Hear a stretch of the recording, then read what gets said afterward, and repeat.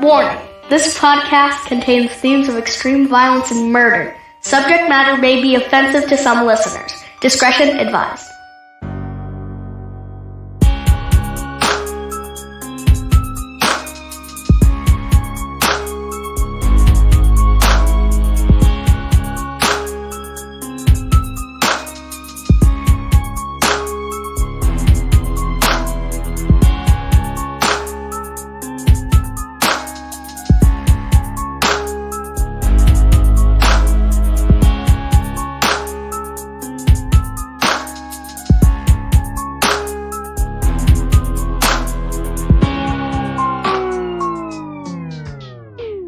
Welcome to another episode of Evil Transgression. Yes. Your homicide headquarters here in podcasting. I am Josh. And with me as always, Dustin and Rex. What's going on? Hey, what's up? I'm really shocked he's here. I felt like I was false advertising when I said with me as always and then said your name. Shut up. We're going to get sued. Oh, no. I'm back. It's about time. It is about time. I had a lot of things going on, you know. Yeah, man. Like maybe a DVT blood clot like myself, or... Yeah, I mean, No. Rex almost had his leg amputated and still made it to the show. It's at his house. So? He freaking rode his Jazzy down here. Hey, but I was in Chattanooga when it happened. Yeah. He had to And he come walked home. back He walked back. with one leg. That's more of a hop. No, he had one of those. Have you seen The scooter? Yeah, it's like Yeah. you put your knee yeah. on and you The just. knee scooter. That would Who's be the guy that nice. invented that? Like It's genius. the stupidest thing I've ever seen. But it works. I hate being anywhere and seeing somebody with one of those. I just want to like push them off of it. Like, let me play with that thing for a while. Man, listen to this. I was down around campus off Lane Avenue this past week, and Lane Avenue is 45 miles an hour. So I'm driving, all of a sudden I had to swerve to the left lane because I swear to God there was somebody on a motorized wheelchair just going down Lane Avenue. You have spinners on his wheels, and a boombox. Yeah, man. That seems so dangerous. Motorized wheelchair. He called it motorized wheelchair. Had wheelie bars. That's good stuff. Yeah. So instead of doing evil facts of any sort today, I'm going to do an evil story. Ooh, okay. Just to get your opinion on it, because this is a real thing that just happened. And you tell me how odd this sounds. Okay. The headline reads, "Top Russian oil executive dies after a, quote, fall from a hospital window." What? Thought those were sealed. Well, Yeah. it's about the Russian oil giant, Lukoil is the company, and the chairman, Ravil Maganov. Ravil Maganov. I'm not Maganov. Ravil Maganov died after falling from a window in a Moscow hospital. He was 67. And it says he committed suicide. I doubt that. Right? It said he was in the hospital after a heart attack, and he was taking antidepressants. Right? Well, here's the problem with it is it's the sixth incident involving high-profile Russian energy executives dying under murky circumstances this year. Big surprise.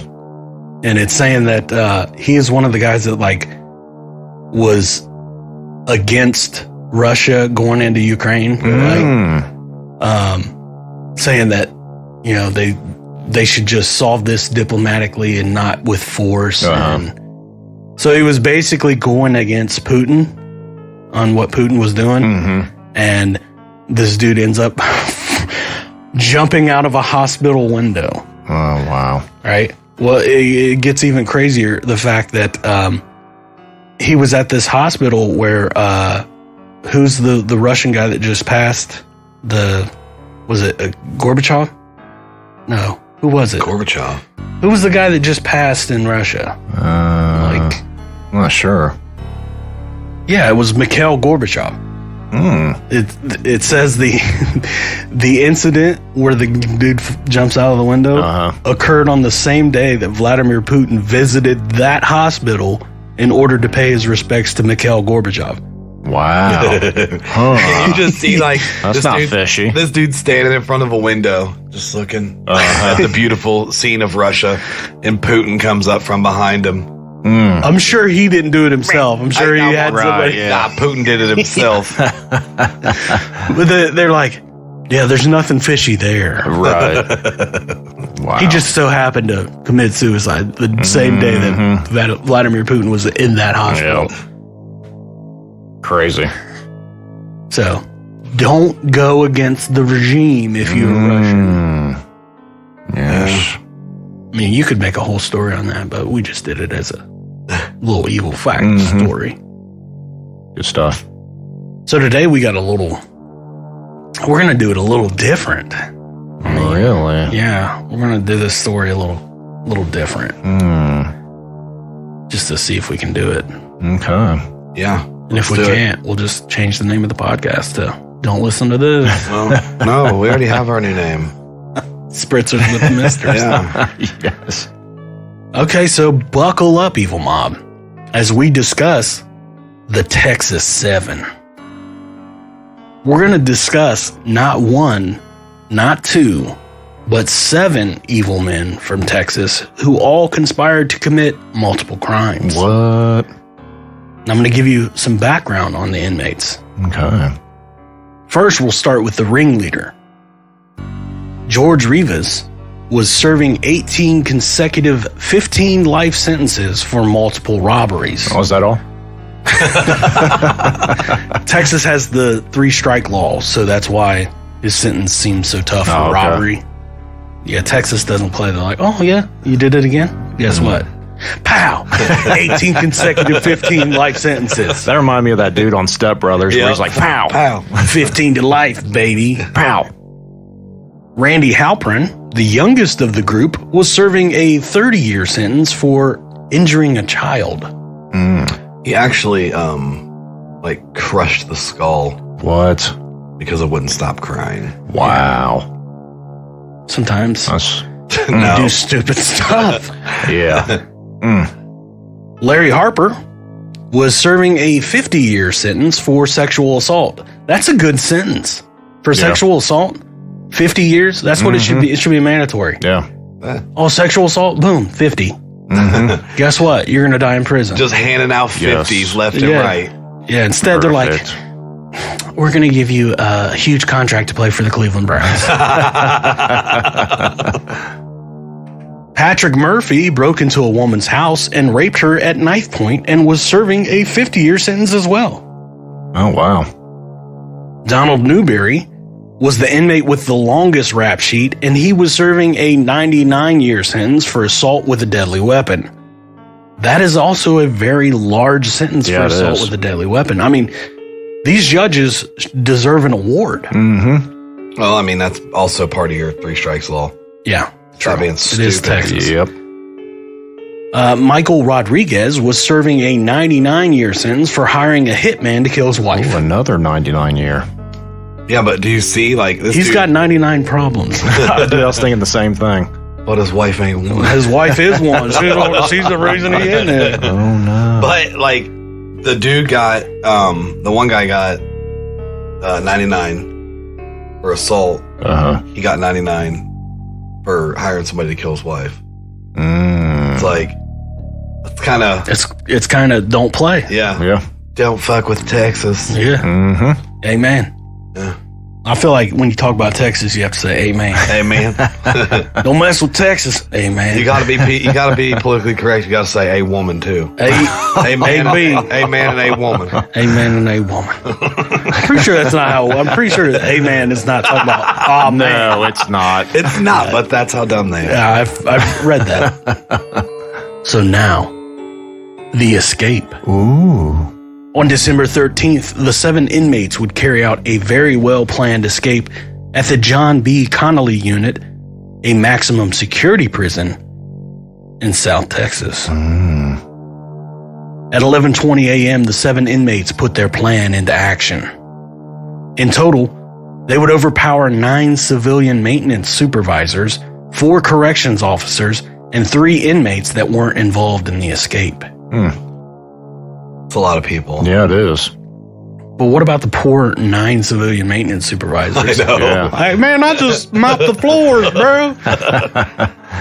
One by one, each inmate would call one of the 16 people over, and another inmate who was hiding would hit them over the head.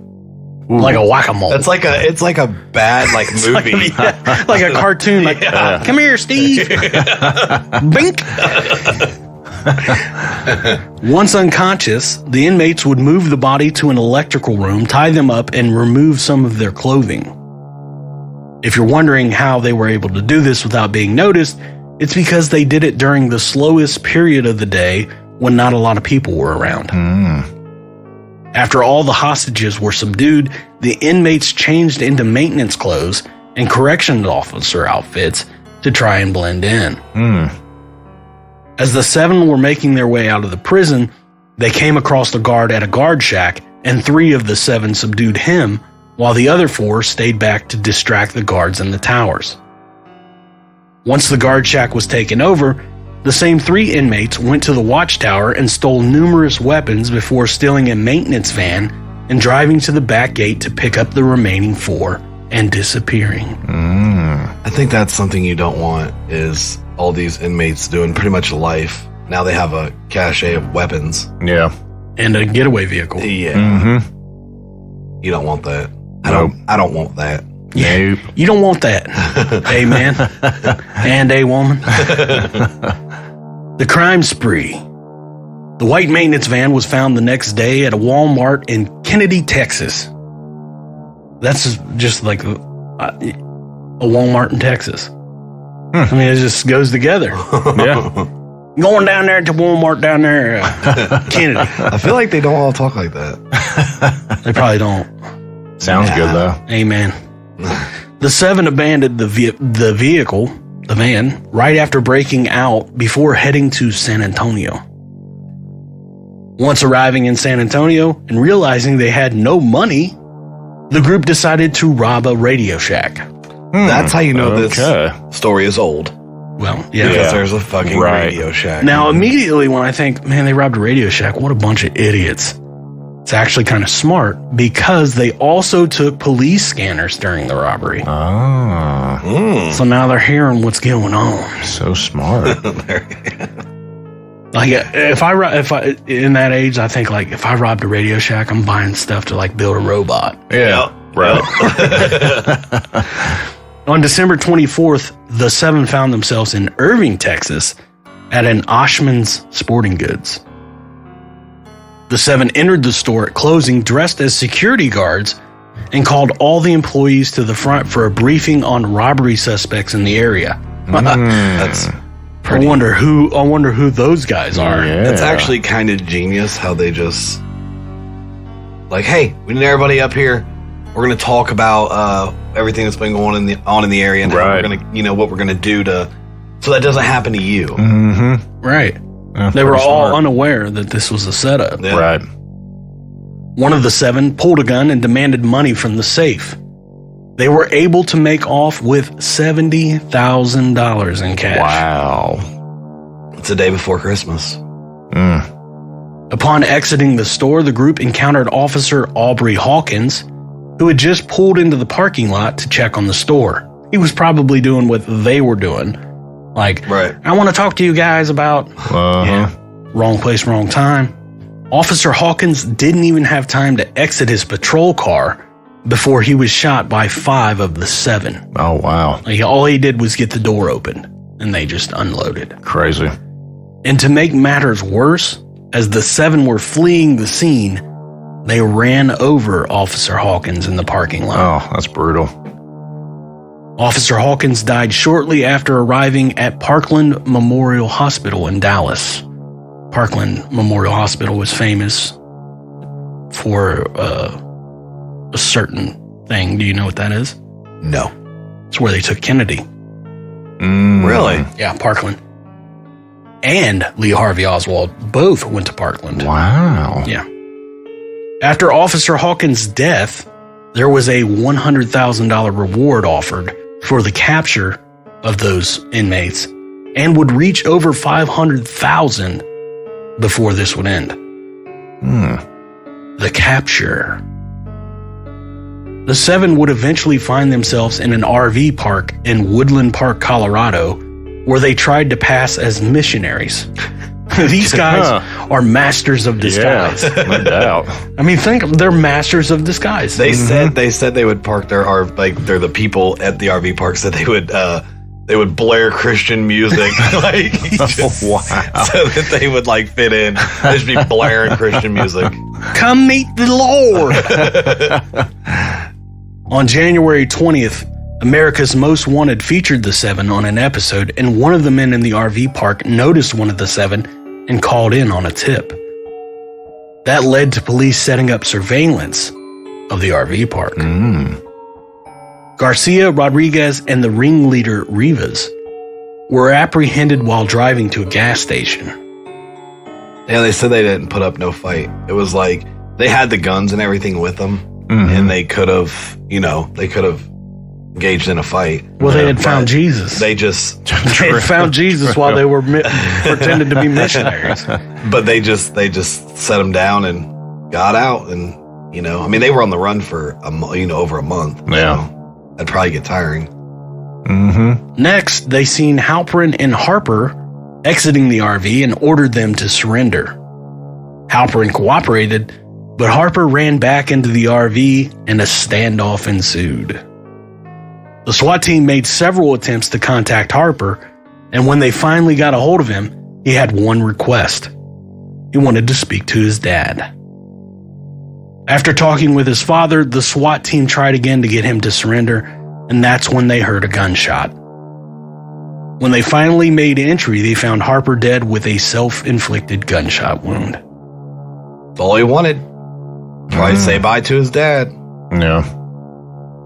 So now with 4 in custody and 1 dead, they still had to try and locate the other 2. That's when they got a tip that Murphy and Newberry were at a Holiday Inn in Colorado Springs. They're like, we ain't staying in that stinking RV. Colorado Springs is, I guess, about 20 miles away from where Yeah. they were, just right up the road. Not far. Yeah, but they were like, we're not staying in there. Not with y'all's Harper farts a lot. y'all blare Christian music and it stinks. Once they arrived at the Holiday Inn, they were met with another barricade situation. Murphy and Newberry made a deal with the police. They would surrender if they were able to make a live appearance on TV. Can you imagine that? Hello. We want to be on television. Bring in Oprah. During the live TV broadcast, they bashed the judicial system and even said, quote, "The system is as corrupt as we are." They would surrender shortly after. That's kind of awesome. Yeah. The consequences. All 6 of the remaining were convicted and sentenced to death. Michael Rodriguez was the first of the 6 to be executed on August 14th, 2008, after he waived all of his appeals. Dude, the other ones was probably pissed. Well, that he waived his appeals? Yeah. Like, dude, don't be rushing this shit. Hey, but this is, again, Texas is not playing because they killed a police officer. Right. I mean, that was their doom here. That was the death penalty. Yeah. You killed a police officer. Not only did you shoot him and kill him, but you ran him over. That's Right. George Rivas, the ringleader, was the next one to be executed on February 29th, 2012. Donald Newberry was executed by lethal injection on February 4th, 2015. Joseph Garcia was executed by lethal injection on December 4th, 2018. Patrick Murphy has been scheduled to be executed twice now, once on March 28th, 2019, And then again on November 13th, 2019. The United States District Court gave him a stay of execution to decide whether his religious discrimination lawsuit had merit. What? You know what his lawsuit's about? What? Because he's a you guys might have to help me on this one. He's a Buddhist. Okay. And he said that he wants a Buddhist, whatever they are, in there with him during his execution. Huh. So why not just do that? Why not just give him one? Like, here you go. You're not allowed to have anybody in there with you. I'll let him stand at the window. Yeah, there you go. But I mean, to me, that's crazy. Why are you taking so long to execute these guys? They all did the same crime at the same time. Yeah. Well, the thing is, with them, the gun was fired. 5 different guns were fired. Okay, I know it's the law of parties. If you're with somebody when they commit a crime, you are just as responsible as they are. Absolutely, it's a felony. It is. If you are involved in a felony when someone is killed, that's on you.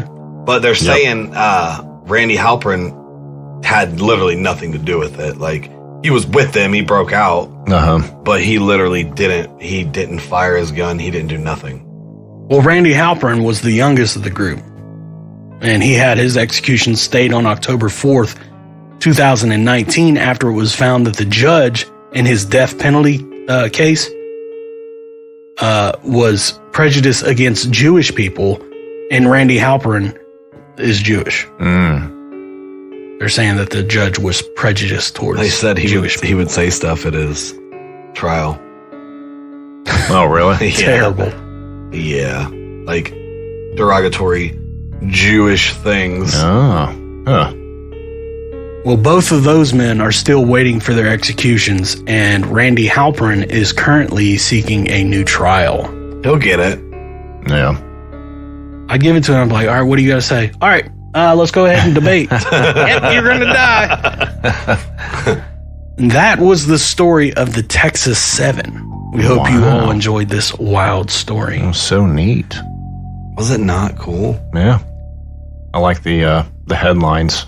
I like for each. The fact that they were masters of disguise. That too. We're maintenance men. Now we're security guards. Now we're missionaries. And now we're dead. now 4 of us or 5 of us are dead. Mm-hmm. Yeah. And if it wasn't for being Jewish, I would be too. We're Buddhist. Right. Jewish or Buddhist. Just think they were missionaries, pretend missionaries, and religion saved them. Yeah. Yeah. That's true. Crazy. Crazy how the Lord works. Amen. And a woman. What do you got for me, Rex? All right. Go to our Facebook page. Give us a like. Any comments, questions, or ideas, you can email us at eviltransgression@gmail.com. Dustin, tell them where they cannot go. You cannot go to eviltransgression.com because they messed up. Mm-hmm. Yeah. Screwed us. They did. We are currently... It's currently under construction. We're currently trying to find a new host Yeah. for our website. And just as a disclaimer, if you are planning on starting your own webpage, do not use GoDaddy.com. That's right. Do not. No, because they will screw you over. Yep. They have totally tried to scam us out of hundreds of dollars. Mm-hmm. Yep. After already paying. Yeah. So if you hear this, Daddy, just know we're not going to be friends with you. Yep. That's why Danica left you too. Yeah. Take that. Yeah. Take it. Take it all. We're going to give Danica a phone call and see who she uses now. But you can go to our Facebook page and, Yep. find us there and talk to us. Mm-hmm. Or you can email us. Or you can email us. eviltransgression@gmail.com. That's right. We used to have a eviltransgression.com at eviltransgression.com email, but once again, GoDaddy, suck it. So They're going to sue us for defamation. I think They defamation can't, though. if it's true. Yeah, bro. Yeah, suck it. So suck it, Suck Daddy. it all. Suck it, Daddy. You should say those 2 words together in a sentence. Yeah. Who's your daddy now? That's all I got. Yeah. I ain't really got nothing. You ain't got nothing? I ain't got nothing. No. You can still get our merch on Threadless. Yeah. You find those links on our Facebook page. Right. Or on our link tree, if you can find our link tree. Mm-hmm. We can post that. Yep. Also, be on the lookout. I'm going to put up a, what is it called? A post? No, it's where you vote on things. I like to call them polls. Polls. I'm going to put up a poll about something. I'm not going to tell you what it is, but be on the lookout on Facebook. Yeah, We will see you in 6 months. We also promised a giveaway. Yep. I mean, it's not- what's going on with that? It's not anything super elaborate, but it is pretty cool, and it is a very limited edition item. There was not a lot of these made. Uh-huh. But if you're looking for like a car or something, it's not going to be that. But it is a pretty cool piece of Evil Mob memorabilia, I think. Personally, I think they're pretty cool. Yeah. And straight up, we're going to be doing that real soon. And I had an idea on how we can do this giveaway. Uh-huh. And it's going to be a little bit of like a trivia. Like the first one that can get us the answer will win this. And I want to discuss privately with you guys what this question's going to be. Okay. Because I'm pretty sure it's in one of the episodes that we've done. I just have to figure out which one it was that we said this. So, I mean, you have to be a legit Evil Mob member. Yeah. To know what this is. Like if you've listened to our shows, you're going to be able to know this. So are you just going to put a post on Facebook and then have them answer? Yeah, why not? Yeah, that's what I would do. So be looking for that. Yes. Also, stop sending messages saying, you guys should kick Dustin off the podcast. That's my favorite, though. Can't kick one of the originals off the podcast. I like it because I always like screenshot it and send it to Dustin. Next person that sends that has to fight me. Huh. Naked. Sweet. Wow. It just got weird. So don't send it again. All right, Evil Mob. So until next time. See ya. See ya. Peace.